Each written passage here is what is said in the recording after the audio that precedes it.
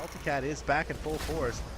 Ancestral Healing is going to prevent this Pyroblast from killing Barry, and a big mosh pit coming out of Kooks, and he does enable a 2 for nothing, a 3 for nothing from Salty Cat. So a heroic engagement from Kooks there guarantees his team a 4 for nothing at the gates of their own Roost, but it doesn't matter because he has APOC and a 4-man Twilight Dream followed up with the Rain of Vengeance from Follow, able to keep him down, but still nobody's died yet. Their first one goes down with ETC, with the counter onto Haka, and almost Sonya there, she goes down. This is almost certainly a dead Morales. Yeah, the Li Ming follow-up though, I mean, once she was able to get some of the, but she went a little bit too greedy trying to get that volley, just did not have enough health. And Tychus might be going down for it too. And so is Malfurion. Wow, they did not. They did not. All right, give so to end the game, Vala v Diablo. Man, I mean, I'd take that 1v4. I mean, she did work. So. The nice swap there onto Tiger. But we will see the expulsion zone being able to force Vala back into the corner. Picante getting the heals, getting the shields to try and stay alive. Can't vault away quite quick enough. Will be going down here. Crunk Juice will slide through. Get Chaos Bear a little bit isolated. The swap to try and get him out of that situation. That's not going to work. Crunk Juice will go ahead and stage dive back in. The Twilight Dream coming out is going to silence the 2 remaining, and they will get those pickoffs. And there it is, Brawls Deep. They know when to turn, man. They sure kind of going with that strategy. Meanwhile, Chaos Bear with a huge swap to get him out of that situation. Stage dive is going to come down from Crunk Juice. The fly in and gust from Falstad. The Sulfurous Smash is going to come down, but doesn't really get a whole lot of work done. And all of a sudden, the side of third string is on the run, and Brawls Deep is going in. They know they have the advantage here, the slide through, but the Aegis coming out to be able to save him for the moment. But the Twilight Dream comes out. That is going to be the end of Ragnaros, and they are all of a sudden caught in a corner here. The full-on body blocks coming in from Brawls Deep. Wow, yeah, we don't see a whole lot of Palm these days, but it's going to be a little bit too late to save either of them, as all of the CC combos coming out from the side of third string. They're almost looking Brawls Deep-like in this game, the way they're playing. The swap is going to come out. It's going to hit Hammer. The follow-up charge from Mig, and that's yet another pick. 3 for nothing in the bottom part of this. The blue Web Weavers will be spawning, though, for the side of Brawls Deep as they get the turn-in up in the top part of the map. Oh, jukes the swap. Oh, the stun. But the stun comes out. Mig was ready to follow that up with or without the swap, Icebox. Oh yeah, that's to save themselves. We just see Tiger getting focused, but the Horrify comes out just long enough to get the Aegis out, but the Sunder will be enough to blow him up. ETC going down as well, and all of a sudden third string with the answers, and Hammer goes down as well. The swap out onto Gul'dan, he's gonna fall. That's gonna be a 4 for nothing exchange, and a free boss going over here to third string. It's gonna start meandering its way towards the top lane.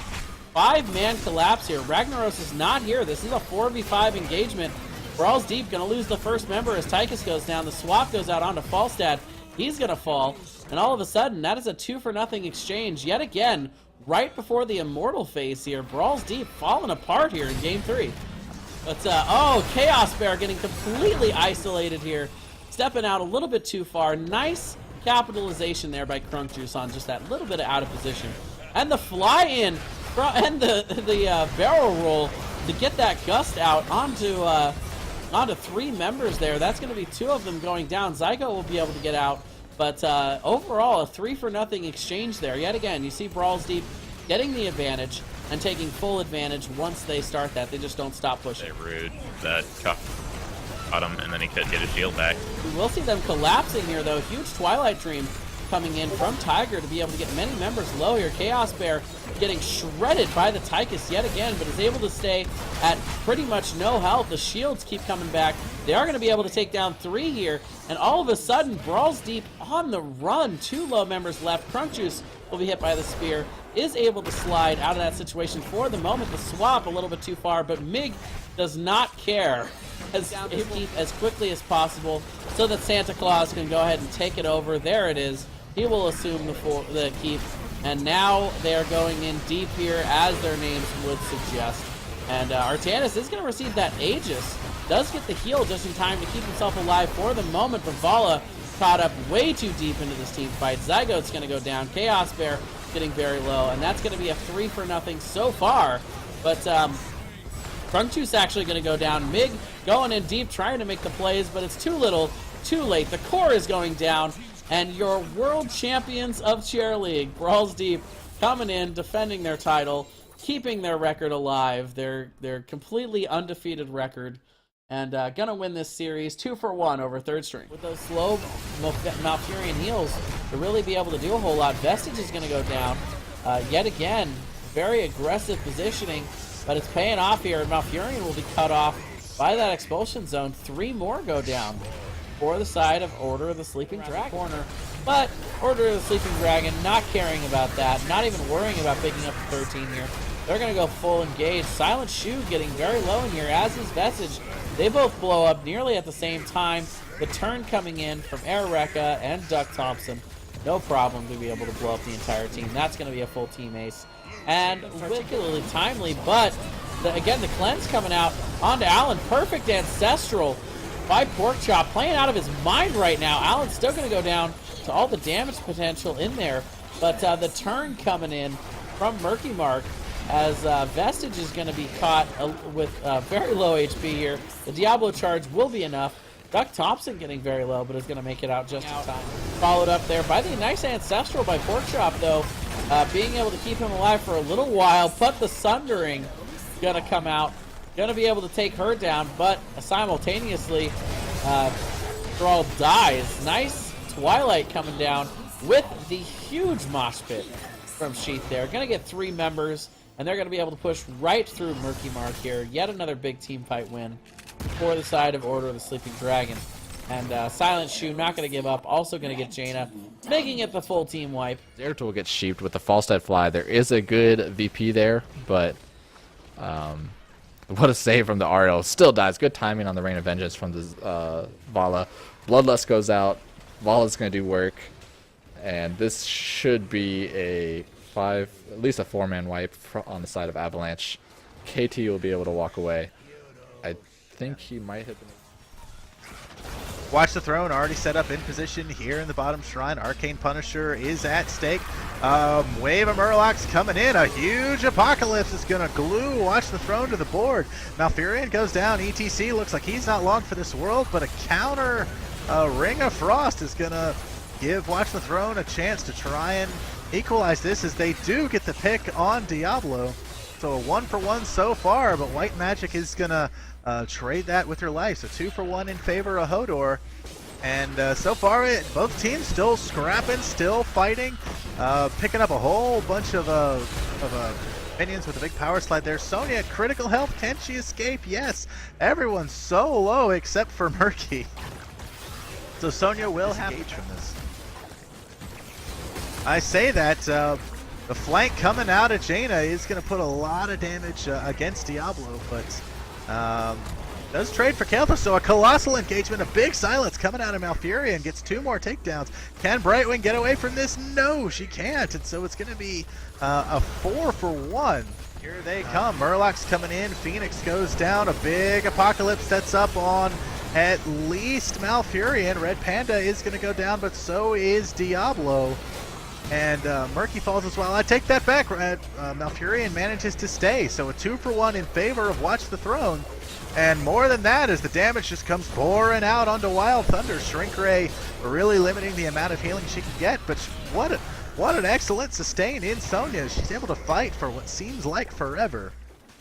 But eventually she does fall, and Watch the Throne will be able to clean up this objective.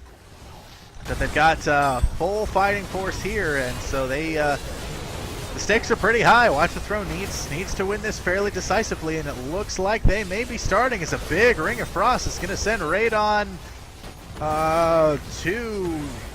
straight back to hell. Brightwing's going to fall. Kael'thas is going to fall. Sonya's scrambling to try to find some hit points anywhere she can, but she's going to fall as well. And Watch the Throne gets the engagement they need, and there. And Artanis is going and trying to go for the swap. Mike and Malfurion does ice block in.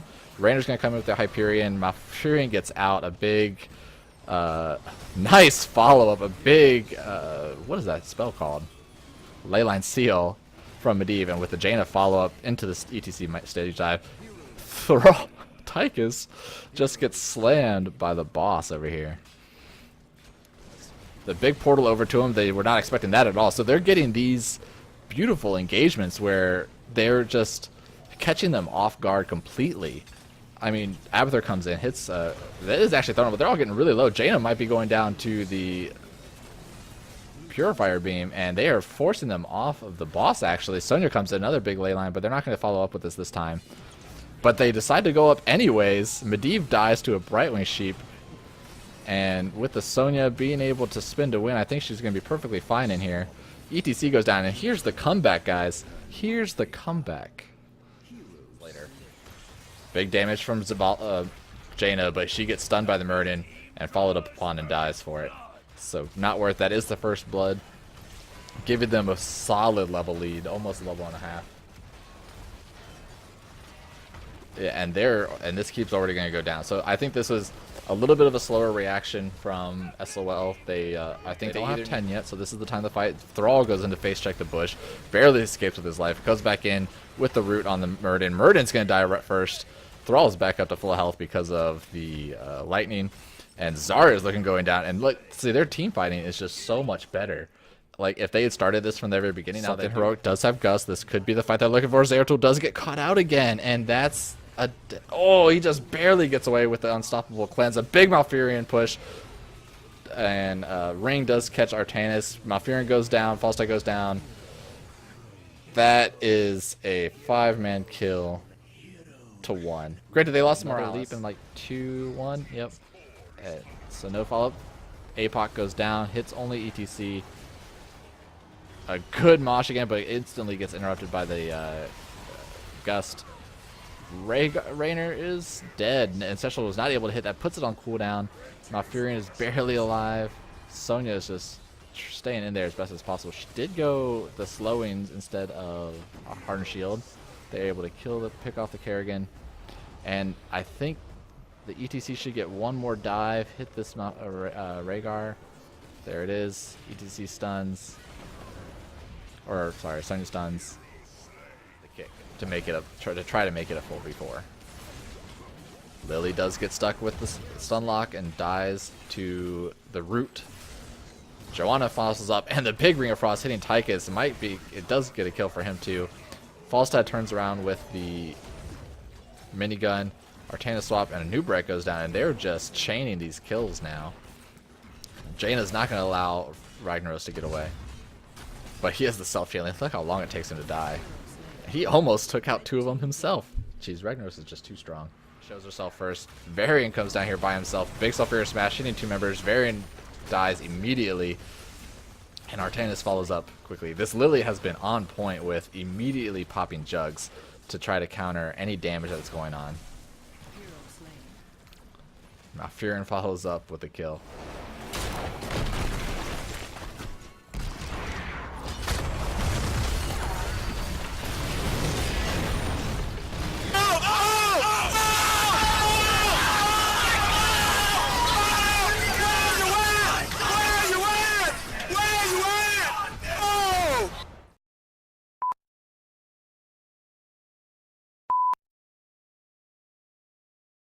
Only Diablo seems to get taken out right now. Malfurion at critically low health. Walks into the other fort and dies, and this might be the counter push. Granted, they still have to wait for everybody to live, but they're just really trying to get this Jaina. Tychus running out of real estate, nowhere to run. Gets the takedown on Jaina, though, and What is happening? ETC trying to win the game. What? They're calling GG, but yeah, they might not be. It still takes them 15. I mean, it's only Dahaka coming up next, so they might have. I guess they have time. That ETC doesn't. might die. There's not a lot of health left. He gets taken down. Li Ming can't God. sustain this as well. Will she pull it off? Core's at 18 and falling, down to 14. She has to retreat. Oh. Morales with the takedown. The hard commitment there. What is happening? Well, I am sending this game into whoever does replays. That was oh my god. Coming out from Jaina, just isolating out the team. my god. Storm Shield. Tyke is going so close. What is this defense? They're not even getting to the core. ETC might go down. He does. Looks like Morales is going to go with it, so that's gonna limit Do It Right's defensibility. Sonya falls too. If there's any more kills, they're easily going to be able to go core, but Li Ming dies, so now they can't go core. And It's Vala just back and manages forth. to escape. This is hilarious. I honestly can they still go core now? They have a Diablo. They still have their healer. They've got a minion wave. They've got 3 heroes, and they only have to do 8% of the core's health. But I think they might have it this time, only because of the minion waves, especially with this Jaina. She's definitely gonna go down after this. There it is. Laser comes Oh out, my god. I focusing don't know down on the anything. core. Vala manages to stay alive too. Okay, finally Jaina goes down, and I think that's okay. There's the last one. That is gonna be game. Holy cow! What a fiesta!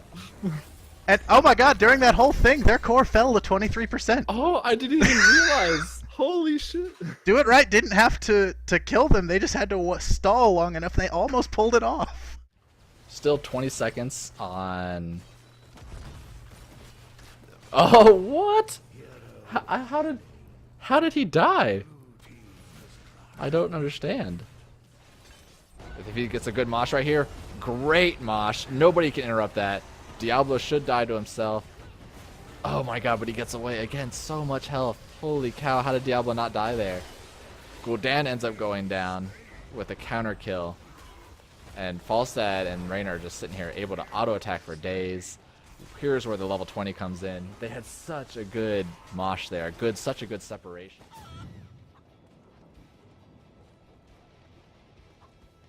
Destroy their constructs. Reclaim the gems. Show them no mercy.